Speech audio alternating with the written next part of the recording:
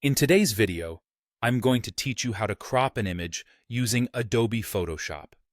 Cropping images is a fundamental skill in photo editing and design, one that can enhance your images by focusing on the most important parts and removing unwanted areas.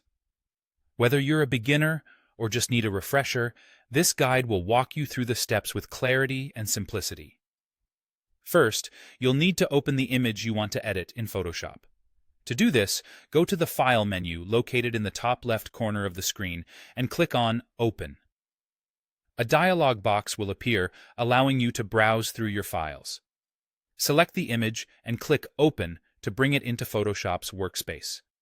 It's as straightforward as that, setting you up to make the necessary adjustments. Once your image is open and ready, it's time to select the Crop tool, which is your primary tool for cropping images. You can easily find the Crop tool in the Tools panel on the left side of your screen. It appears as a small icon that looks like two overlapping right angles. If you prefer using keyboard shortcuts to streamline your workflow, simply press C on your keyboard, and Photoshop will automatically select the Crop tool for you. With the Crop tool selected, you'll notice that a crop boundary, a rectangular outline, will appear around your image. This boundary indicates the current crop area. You can adjust this area by clicking and dragging the corner or edge handles. These handles allow you to define the specific portion of the image you wish to keep. By doing this, you can either remove the portions of the image that are unnecessary or hone in on the part that is most important. Sometimes, you might find that the subject of your image is not quite centered or needs a little repositioning.